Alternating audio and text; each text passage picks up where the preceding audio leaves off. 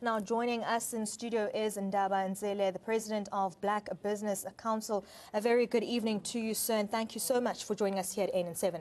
Good evening, and good evening to the viewers. And now, amidst contrary calls from some quarters, you have urged that the president complete his term. Do you believe that the calls for the president's early exit are motivated? Well, we don't believe. That's why we push that position. But one of the most important things when we met the president, there are three issues. One of the issues is the recapitalization of the NEF. Because the NEF was started by black business some couple of years ago, and then NEF must not be under the ITC.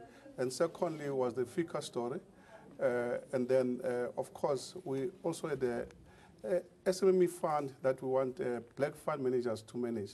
And then we also talk about the issue when we were approached by Pityana to join him on Tuesday, the coming Tuesday, with other organizations like Business Leadership, BUSA, and churches. And we put our position. We told SIPO when they approached us that we do not agree to regime change, as he put it, or to removing President Zuma at this point in time. And of course, we discussed with the president, and we told him about the discussion with Pityana. And we told the president that we'd like him to finish his term. We don't need any changes at this point in time because it is sensitive to the image of our country. And of course, there are many other reasons that because we thought and deliberated about this issue. The people that say the president must leave, but they don't tell you whom are they going to replace the president with. That's number one. And then secondly, the president was democratically elected. And there's also a big influence of white business. They did the same thing with President Thabo Mbeki.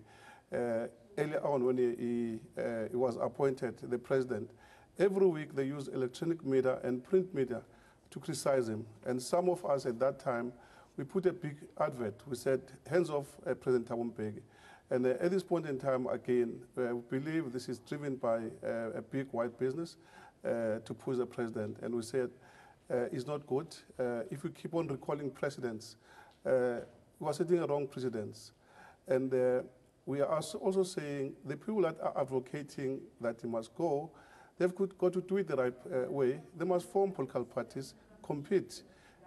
We've got a situation where Johannesburg is no longer under the ANC because people competed. But being taken out from a pulpit or a funeral of somebody else, we don't believe is the right thing in our country. And must remember that our country has to show the rest of the continent about elections, to be democratically elected and finishing a term, because the continent is full of coups. Military coups, and we see this as another sophisticated coup because you're saying let the president not finish his term and is left with effectively 1 year before the ANC election and 2 years or so to run the country. And we're saying we don't need destabilization from the president and also ministers. What we should focus on as business is to create wealth and create employment. And now, what was the president's response when you asked him not to resign? Look, we're telling him that he must stay. We support him in staying. And obviously, he was happy, with due respect. I mean, he said it's the first time where he met people that were pro him. But with due respect, as Black Business Council, when we asked the president to give us a minister of SMEs, he did, President Zuma. It was us. It was not him that came with that idea. And we went to the House, convinced them, and we also asked the president to give us black industrialists. It was also us. We got black industrialists, and there are some positives. And then, of course, in BRICS, we've got Black Business Council members that are representing us in BRICS. So we also look at the good that he has done. And from a business point of view, economical good thing that will uplift our people. And we tick on some of these things. I'm just mentioning three, because everybody that has been looking at the president has been looking at the negative. And there are two sides to the story. And these things are public knowledge, the one that I'm talking about, and which is going to uplift our people. And now, what kind of impact would President Zuma's early exit have on black-owned businesses? Look, we're saying it cannot exit because it was elected. The principle here, there are rules in this country. And the rules is that our constitution says must have election every 5 years. And he's elected, our system is a party system. He's elected by the party that won the majority vote. So it shouldn't be individual that takes him out.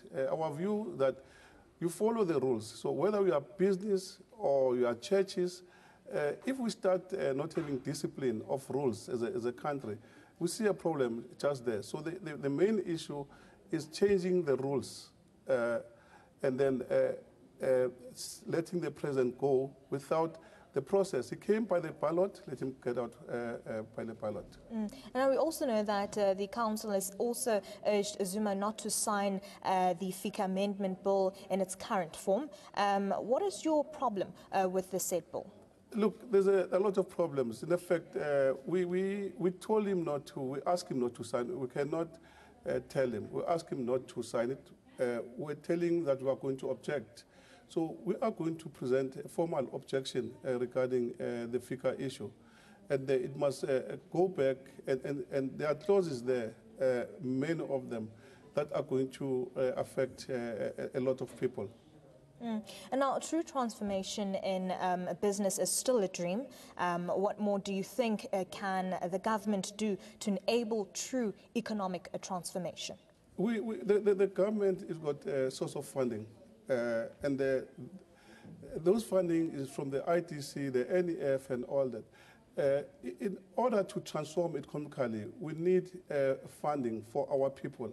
And the government should assist to be a catalyst. And of course, there are other issues that we're going to be talking about. State-owned enterprises. Those state-owned enterprises should be giving our young entrepreneurs an opportunity to be their suppliers. It's not happening. So as a pressure group, PPC, we're looking at these issues. And then the money that was supposed to be given to the NEF, the president approved that money 2 years ago. But he's sitting with another minister, Minister Patel. So we're there to tell the president, and we're still going to engage with the minister. Because if that money was at NEF 2 years ago, we should have a lot of more blacks getting into business. That's true.